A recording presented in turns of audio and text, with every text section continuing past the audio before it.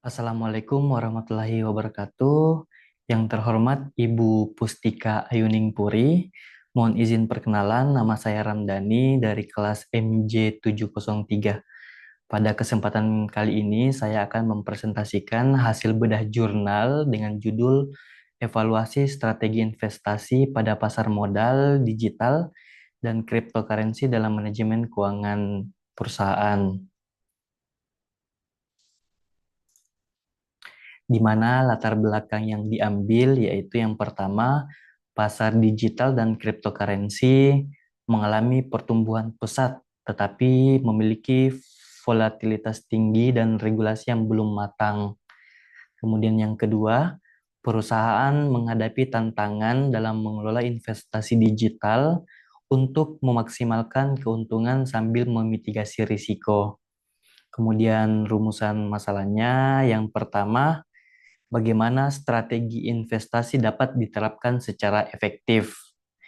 Nah, penelitian ini bertujuan untuk mengevaluasi berbagai strategi investasi seperti strategi buy and hold atau trading algoritmik dalam konteks pasar digital yang memiliki volatilitas tinggi.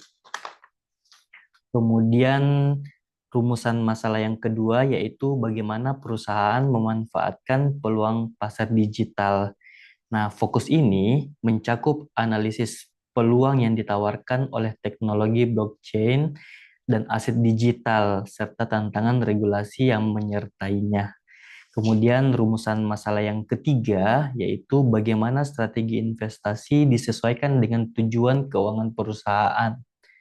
Nah, penelitian ini berupaya untuk mengevaluasi strategi-strategi yang sesuai dengan profil risiko, tujuan keuangan, dan kapasitas manajemen perusahaan.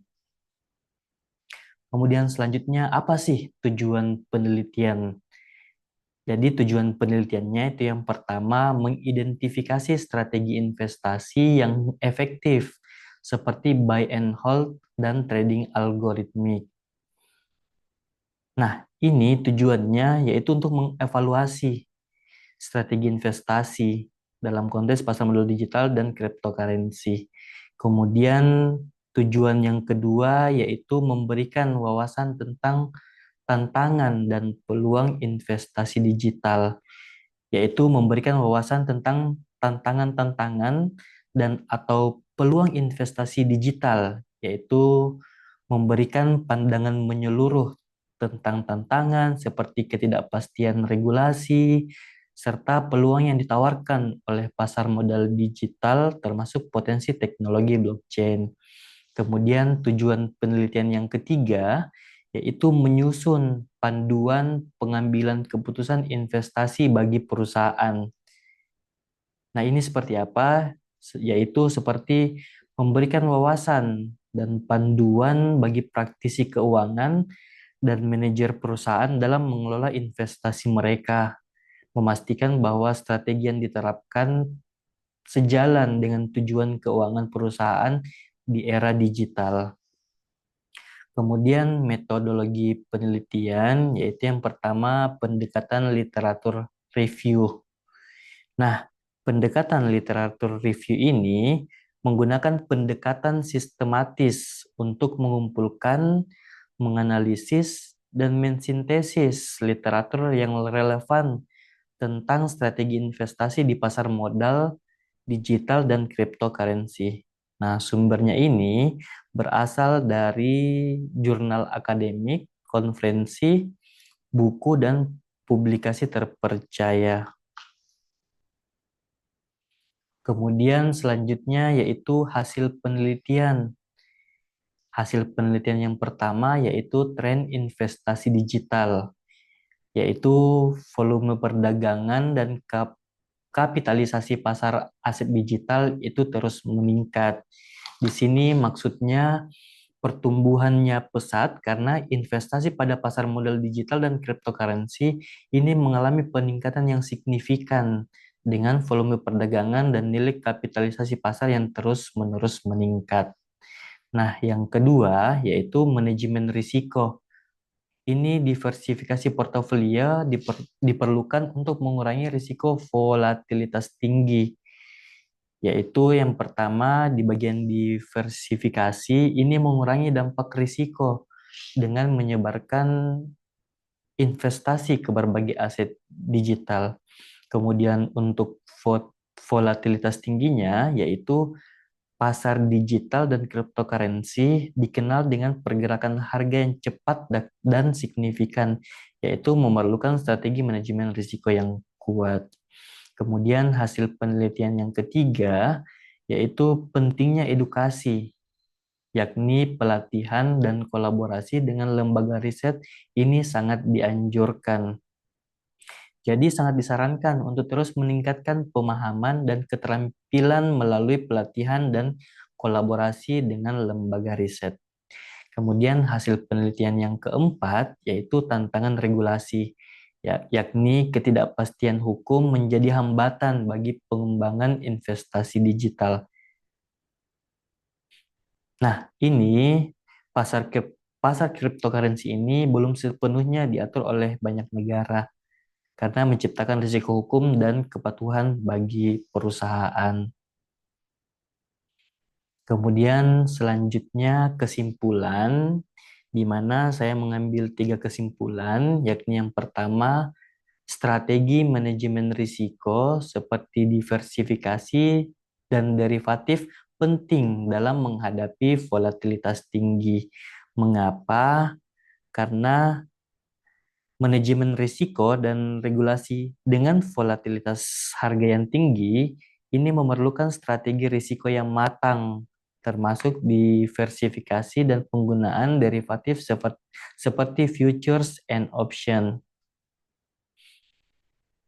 Kemudian kesimpulan yang kedua yaitu investasi digital menawarkan peluang inovasi tetapi memerlukan pemahaman mendalam terhadap tantangan regulasi, yaitu potensi dan tantangannya ya di bagian investasi digital dan cryptocurrency ini menawarkan peluang besar untuk keuntungan dan inovasi teknologi melalui blockchain, tetapi menghadapi tantangan signifikan seperti volatilitas pasar dan ketidakpastian regulasi.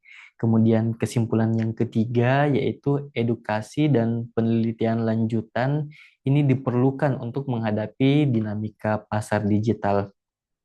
Jadi pentingnya pendidikan dan penelitian lanjutan ini menghadapi dinamika pasar yang terus-menerus berubah. Pendidikan dan penelitian lanjutan menjadi elemen kunci untuk memperbaharui keterampilan dan pengetahuan tentang investasi digital. Kemudian selanjutnya adalah implikasi, di mana yang pertama yaitu perusahaan perlu mengadaptasi teori investasi tradisional ke lingkungan digital. Jadi, teori investasi ini merupakan perluasan konsep tradisional tentang manajemen portofolio ke pasar digital. Ini menuntut penyempurnaan teori investasi, terutama dalam mengakomodasi volatilitas tinggi dan risiko regulasi. Kemudian implikasi yang kedua yakni perusahaan perlu mengadopsi pendekatan adaptif dalam mengelola portofolio digital. Nah, manajemen keuangan perusahaan ini perlu mengadopsi pendekatan adaptif dalam mengelola portofolio digital. Hal ini untuk memastikan pengelolaan risiko yang efektif sambil memanfaatkan peluang pertumbuhan dari pasar yang baru berkembang.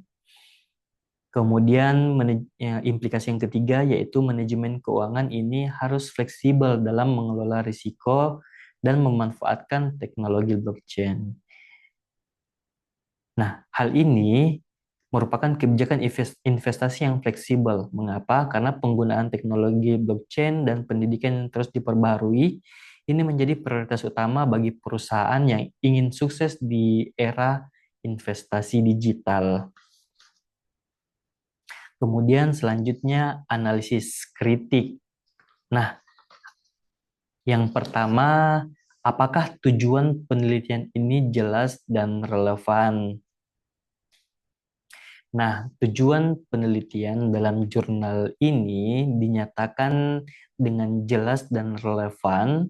Ini karena bertujuan untuk mengevaluasi strategi investasi pada pasar modal digital dan cryptocurrency dalam konteks manajemen keuangan perusahaan. Nah, mengapa dikatakan relevan? Ini ada dua, yaitu yang pertama konteks modern, yaitu pasar digital dan cryptocurrency. Ini merupakan area yang sedang berkembang pesat dan menjadi bagian integral dari investasi global. Kemudian alasan yang kedua yaitu kontribusi pada praktik keuangan, yaitu memberikan wawasan praktis bagi perusahaan dan praktisi keuangan untuk memanfaatkan peluang investasi digital sekaligus mengelola risiko yang efektif. Nah, analisis kritik yang kedua yaitu apakah metodologi yang digunakan ini sudah tepat untuk mencapai tujuan. Jadi metodologi yang digunakan dalam jurnal ini yaitu tinjauan literatur atau literatur review. Nah, dapat dianggap tepat untuk mencapai tujuan penelitian, yaitu mengevaluasi strategi investasi pada pasar modal digital dan cryptocurrency dalam konteks manajemen keuangan perusahaan.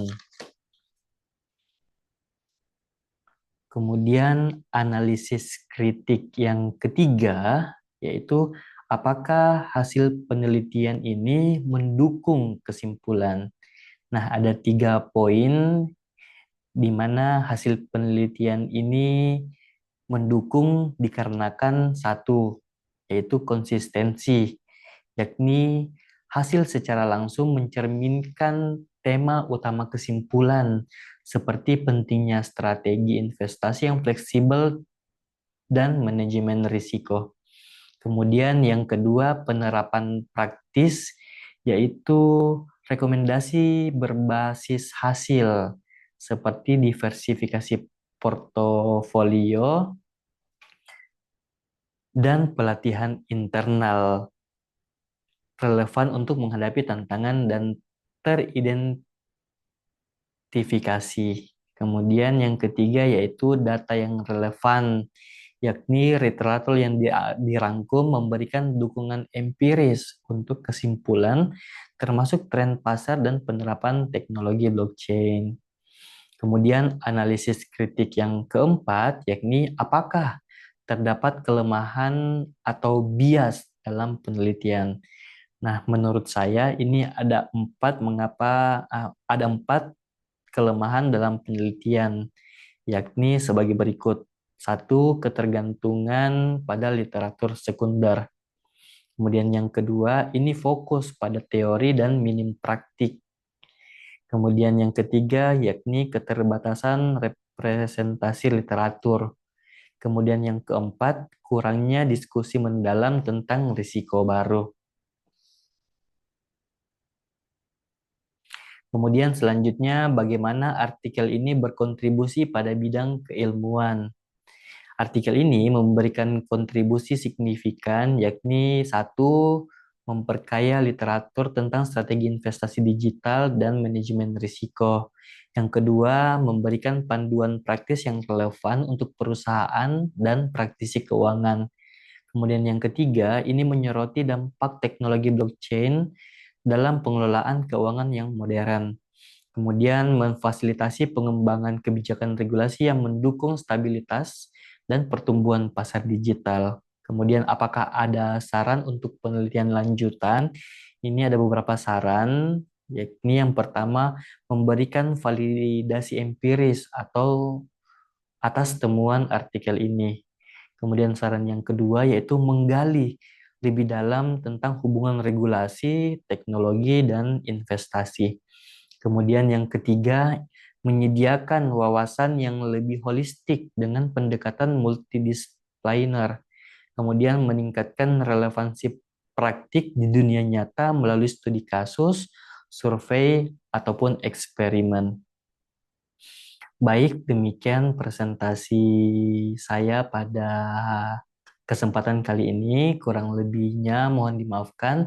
Sekian, wassalamualaikum warahmatullahi wabarakatuh.